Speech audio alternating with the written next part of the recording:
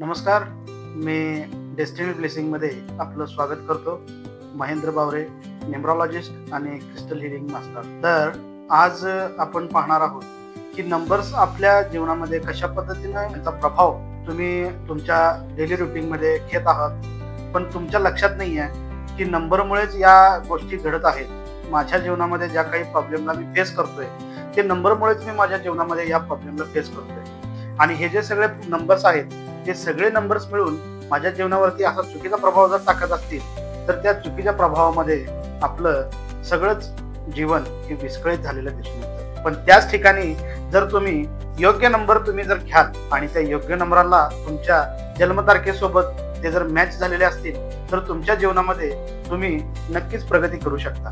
तर कशा पद्धतीनं की तुमच्या मोबाईल नंबरमध्ये शेवटी 0 असेल किंवा 3 पेक्षा जास्त वेळा 0 जर असतील तर तुमच्या लाईफमध्ये तुम्ही एका ठराविक लेवलला खूप जबरदस्त पद्धतीने प्रगती करता आणि परत तुम्ही एका सर्टन लेवलला जिथे सुरुवात केली होती तिथे येऊन थांबण्यासाठी तुम्हाला कळत न कळत हेच करावं लागतं. म्हणजे सुरुवात तर फार चांगली होते पण शेवट परत तिथेच यावा लागतो.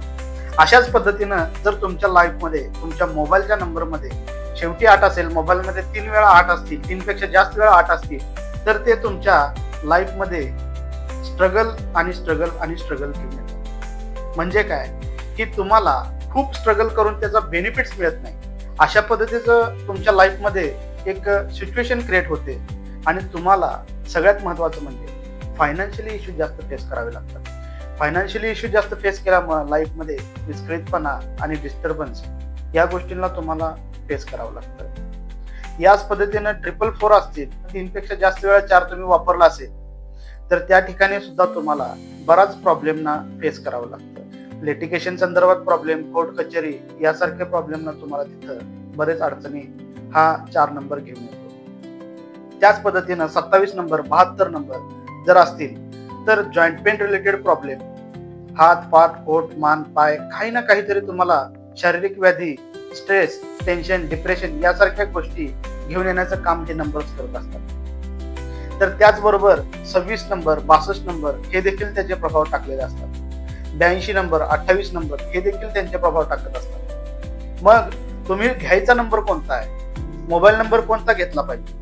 तर मोबाईल नंबर हा तुमच्या जन्मतारखेसोबत मॅच झाला पाहिजे. जन्मतारीख ही आपण बदलू शकत नाही मित्रांनो, पण आपण आपलं नाव बदलू शकतो. म्हणून न्यूमरोलॉजीमध्ये सगळ्यात महत्त्वाचं सांगितलं जातं ते म्हणजे आपलं नाव. आपलं नाव हे आपल्या जन्मतारखेला जर मॅच होत असेल तर आपल्याला आपल्या लाईफमध्ये सक्सेस मिळतो आणि व्यक्ती पुढे जाण्यामध्ये त्याला सपोर्ट चांगल्या पद्धतीने मिळतो. कारण आपलं नाव हेच आपली आयडेंटिटी आहे.